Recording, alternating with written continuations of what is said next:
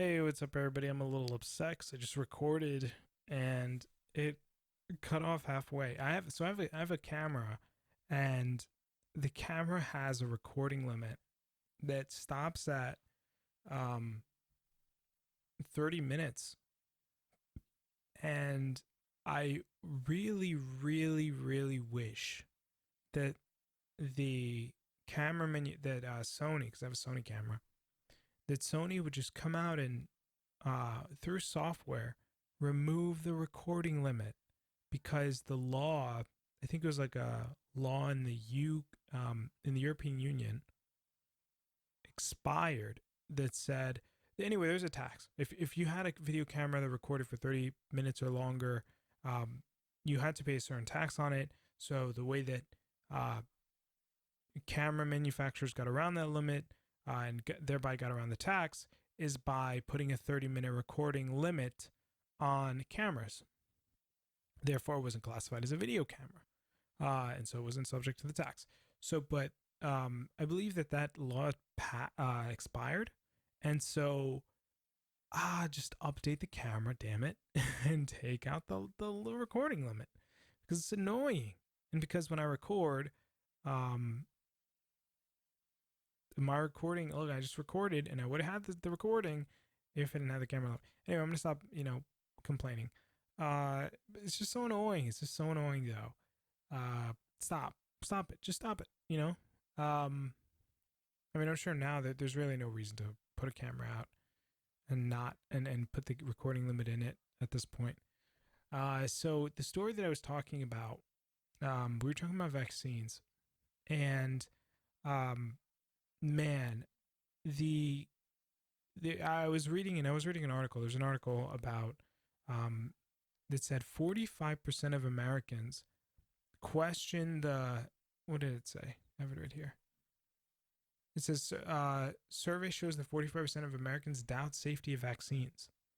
And I was going through the article, and one of the things I want to point out is this author here, Ben Renner, um, the way that he writes the article, he doesn't interview any of the 45%. He calls anybody who questions the safety of vaccines vaccine doubters. It's like what they do with climate, where they say, if you don't agree with the climate position, you're a climate denier.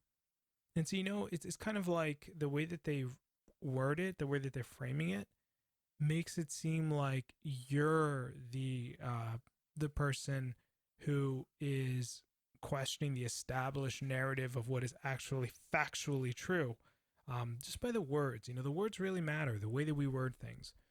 Um, and so, you kind of get it, because when you're a journalist, right? I mean, you always have your viewpoint that you're trying to push out there, and so it comes across in your writings. But I just really wish we had a higher standard for journalism, because if you're a journalist, I want to hear the objective position. If you're going to talk about vaccines, and there's 45% of people who doubt it. I mean, even if there's 10%, I want to hear an interview from both sides. I want to hear what people really think. I want to know the position. I want to get to know the people who are really trying to share this information. But I'm not getting that here from Ben Renner's article. All I'm seeing here is statistics about um, people disagree, their reasonings for why, and literally what's written in here: 20% or 15% because of articles that they read, 12% because of medical experts, 16%. But it's like, where's the argument from the medical expert? Where are the online articles? Where's the interview from the people? Because then we go across, and there's interviews from, I think it was their doctors here, who are explaining it. Why people might be deniers of it and stuff like that. And it's like, well, clearly, dude, you believe in it, but why are you being? I don't know. I just want journalists to be objective at the very least. Just kind of give both sides their chance here. It's not really being done, and it's annoying to me, because there's this huge dogma in the U.S. especially, but also in Western societies. You have to get vaccines. Vaccines are safe. Nobody can say anything about vaccines are bad. And Amazon and other companies took books that made claims about vaccines being ineffective and dangerous. They purged they burned those books essentially. And that's scary. Listen, I don't want Amazon, I don't want Facebook, I don't want any corporation telling me what I am and am not allowed to see. You're not the one who makes that decision. And see, because that's what censorship is. Censorship is another person deciding what you are allowed to or to not consume. And that's just like where I guess because it's not said that way, people don't take it that way, but you really should. You should not. Don't ever let Facebook tell you what you are or are not allowed to post when it comes to just posting an opinion that you disagree with someone. That's hate speech now, and then so that's what's happening.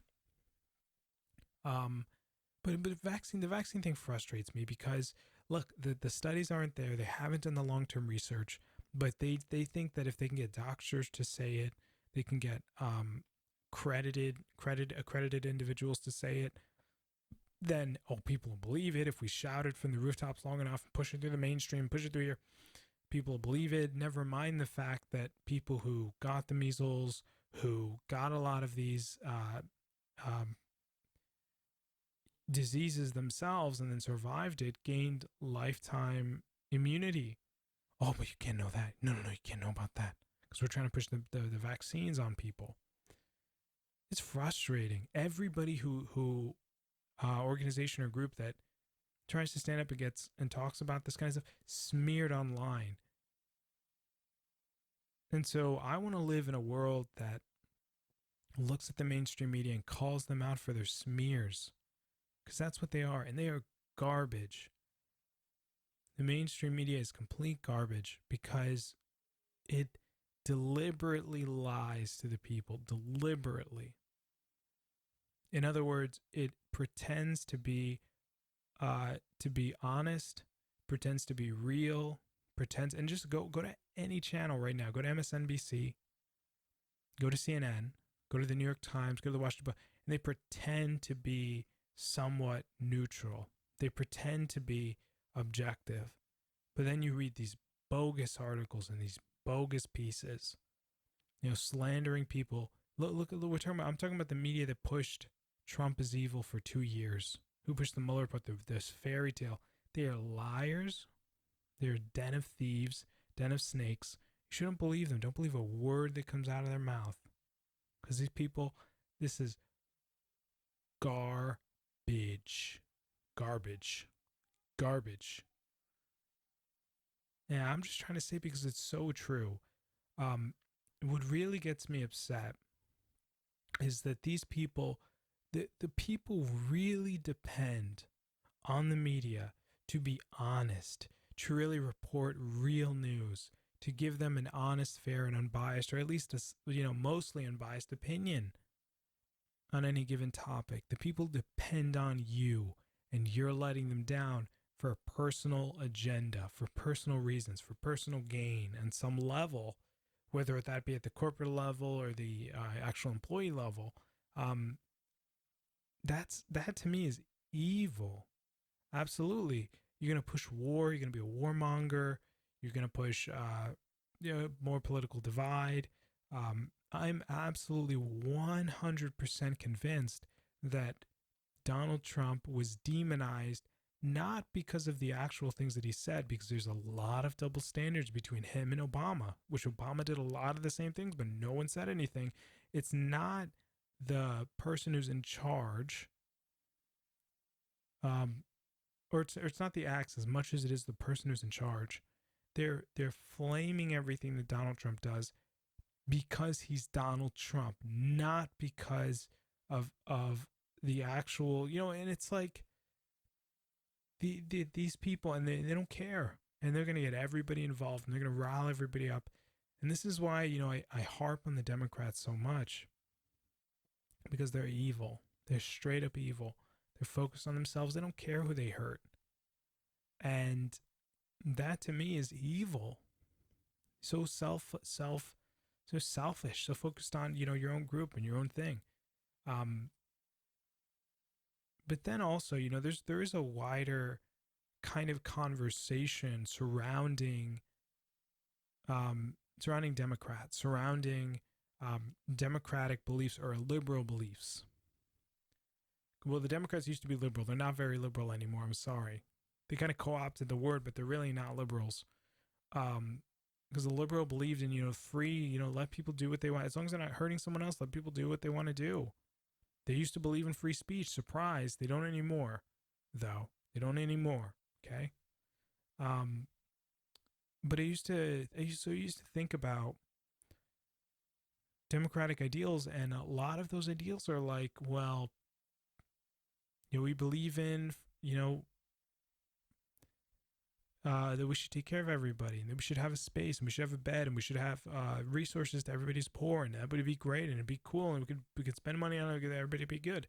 But I think it's also very, very naive, because it doesn't take into consideration the reality of people. Okay, if you decentivize people to work, surprise, they're not going to work. But also, the people at the bottom are just going to stay there. The people who could get out are going to stay there, because their conditions, if they did work, wouldn't be too much better.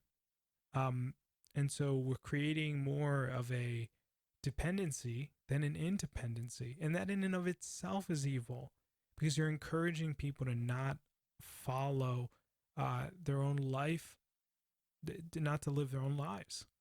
They were encouraging people to be dependent. How are we going to have strong families if a family is dependent on the state? The state itself is a parasite. It's the product of the hard work of people, and it eats off of that. So what happens when everybody becomes like them? Everybody loses. Everybody's going to lose. But Democrats don't see that. It's like they don't think it through. They don't think through their arguments. They don't say, we should have free healthcare. Okay, who's going to pay for it? And they say, the rich will pay for it. The rich pay a majority of the taxes. What do you think the rich do with the money that they have? I mean, do you think that they wipe their butts with it? I mean, what do you think actually happens with the money? Do you think they have it stored as big gold blocks? I mean, really, when you have money, right? You either spend it, you store it, or you invest it. And 100% guarantee you they're reinvesting that money. The money that you're going to take from the rich people would have went into creating new jobs for other people, buying more industry, buying more factories, buying more supplies. But we don't see that. See, because it's like when you spend money, and to be honest, they're not going to be the ones who pay for it. The taxpayer is always going to be the one. The middle class is always going to be the one to pay for it. And people don't realize that. When Bernie comes out and he says, for free healthcare, or Alexandria Ocasio-Cortez with the Green New Deal, they're very dishonest, because the one thing that they don't, we're going to give free, we're going to remove everybody's student loans. They're very dishonest, because the one thing that they don't tell you is that you're actually going to be the one to pay for it. Your taxes are going to go up. They're going to quote unquote tax the rich, but guess what? Your taxes are going to go up. Your salary is going to go down. Someone's going to pay for it. What, you think your employers are going to skim that off of you? You don't think the prices are going to increase in your market, and that's how and that's where the payment's going to come from? Listen, you're going to pay for it. Whether it comes out of your paycheck, or whether it comes out of the prices increasing of products, you're going to pay for it. There's no such thing as a free lunch from the government. It doesn't exist. There's not a money fairy who goes by, waves the wand. And that's the thing that the Democrats don't get. And they've never studied the history of economics, because every single country that goes into collapse, that loses, that has its currency devalued, which is every single country, by the way, that's ever existed, ever.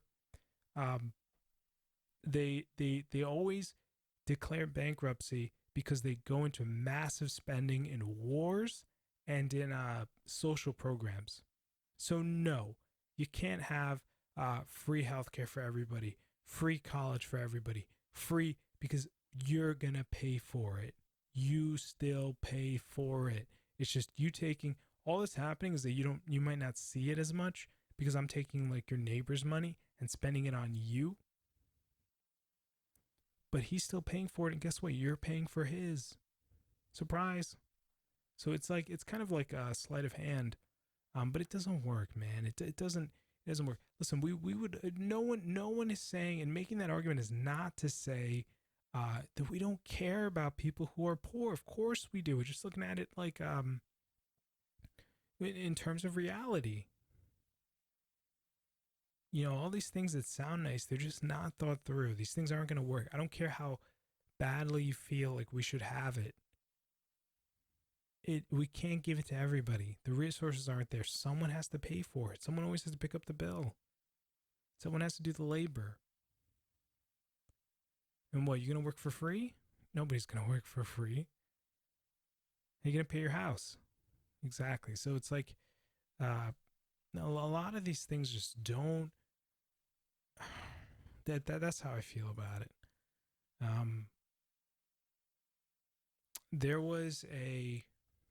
There's one other thing I wanted to cover. There was so Project Veritas came out with a bombshell story of a Google, and listen, we all knew this. We all knew Google was biased against conservatives. They're trying to take conservatives offline. Project Veritas comes out with a bombshell story interviewing one of the chief executives at Google for the AI thing, and they come out and they essentially are saying we want to prevent Trump from being elected, and so we cannot be broken up because smaller companies don't have the money that Google has to stop Trump from getting reelected. And then they also go on to say in another interview from a whistleblower, Google is censoring conservatives. And Google is, finding ways to deplatform people who they disagree with because they want to have political sway in elections. They are trying to overthrow the democracy. And the funny thing is that it's like, well, isn't this what the whole Russia thing was about? And yet the mainstream media does not cover that story at all because they're hypocrites. Because they only care, as I told you, they only cared about the Russia story because it was about Donald Trump, even though it was completely false. And they kept peddling it even after it was proven false. They kept peddling it. And so, listen, these people, I told you, what I say, they're garbage. These people are hacks. Never listen to CNN. Never listen to MSN. Don't listen to the Washington Post. I'm sorry. Don't listen to the New York Times. They're garbage news. It's not even news. It's just garbage. It's just not. They only publish stories that are convenient. And that's like. Anyway, so this thing comes out. Google actually takes the video down off of YouTube. Surprise. These people love to censor.